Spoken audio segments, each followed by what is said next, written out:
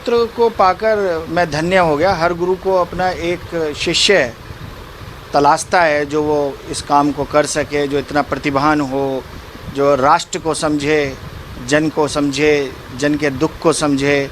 वेद शुरू से ही जन कल्याण करता हुआ आ रहा है और अपने राष्ट्र के प्रति समर्पित है। और ये हमारा सौभाग्य है कि हम संतों का कि हमें इस प्रकार का एक सनातनी जो युद्ध लड़ रहा था एक, और उस युद्ध को इसने इतना अच्छा लड़ा।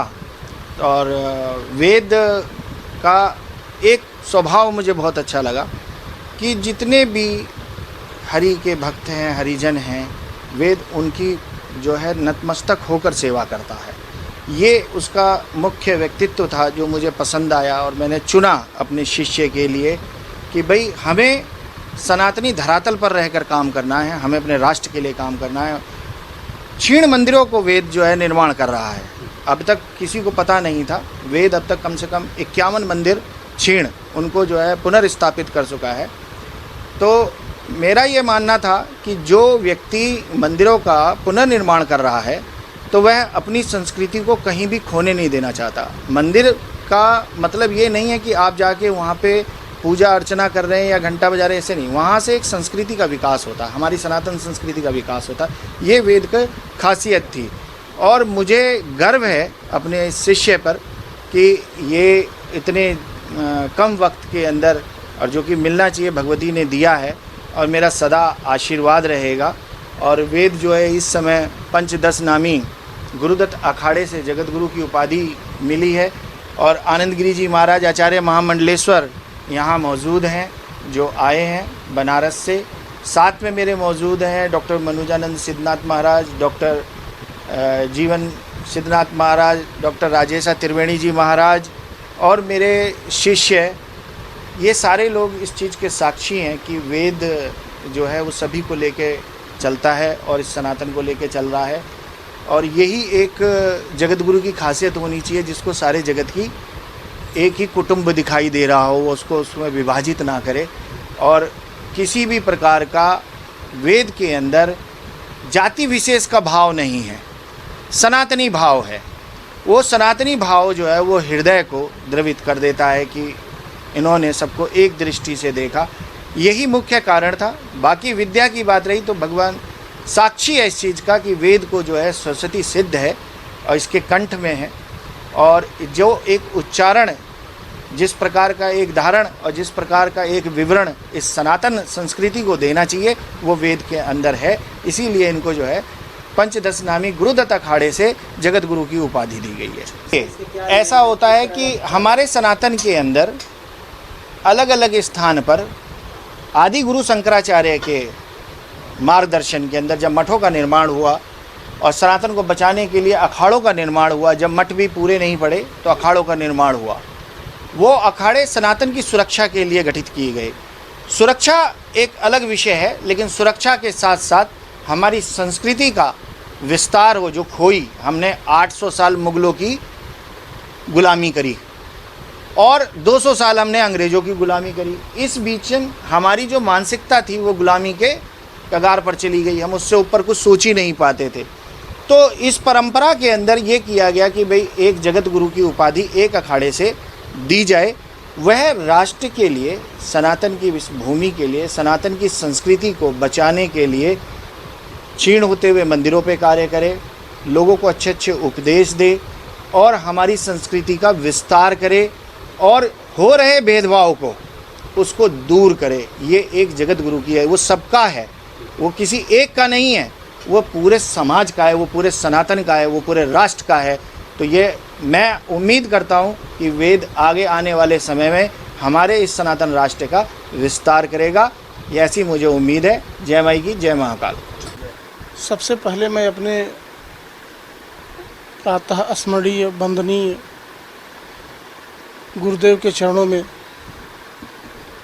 पूरा जीवन समर्पित करते हुए प्रणाम करना चाहता हूँ और उन्हीं के सानिध्य में रह करके जो कुछ सीख रहा हूँ और गुरु जी के ही आशीर्वाद से हमको यह दिन, यह पावन सौभाग्य मिला है कि आज मैं इस पद पर आसीन हुआ हूँ।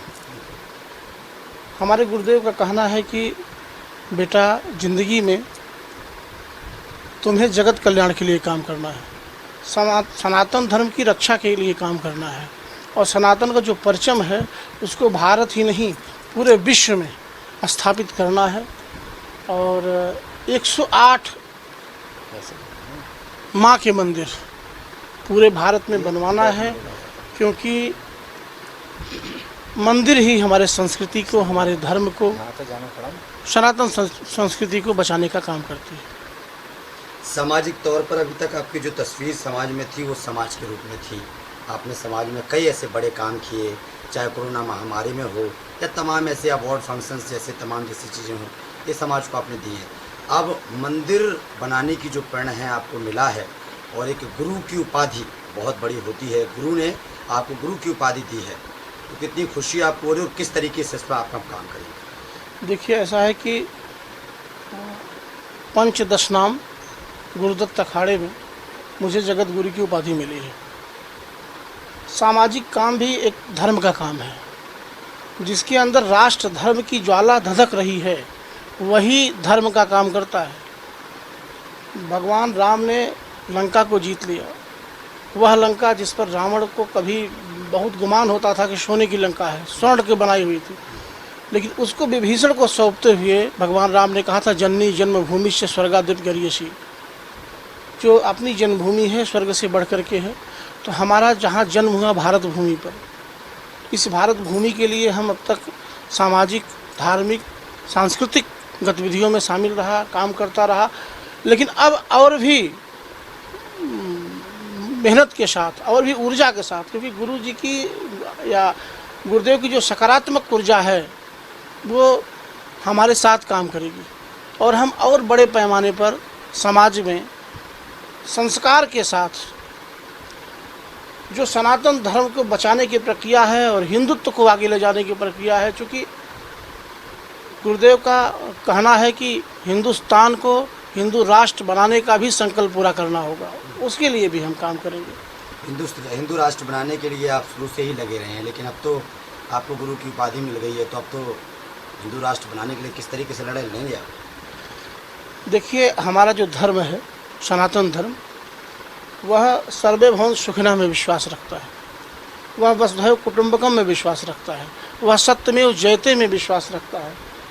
हमारे यहाँ अतिथि देवो भव, अतिथि को हम देवता के समान मानते हैं, पशु पक्षियों की पूजा करते हैं, प्रकृति की पूजा करते हैं, तो इससे बड़ा धर्म दुनिया में कोई नहीं है। और जब हमने पूरे विश्व को अपना परिवार मान लिया, अब केवल काम करने की ज़रूरत है, लोगों को जगाने की ज़रूरत है, और जो धर्म की सत्य धारा है उसको जन जन तक पहुंचाने की ज़रूरत है, वही काम करने का प्रयास करेंगे।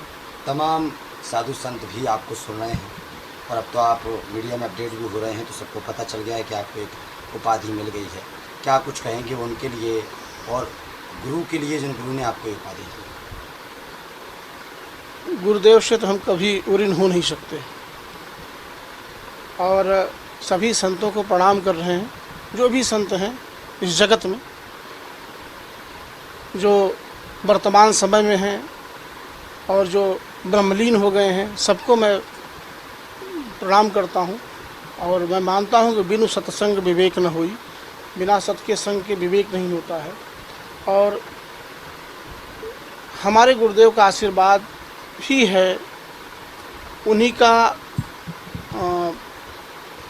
के कारण मुझे यह सौभाग्य मिला कि आज मैं सनातन के पथ पर अग्रसर हूँ और आज इस पद पर हूँ। मैं तो एक तुच्छ दास हूँ गुरु का, और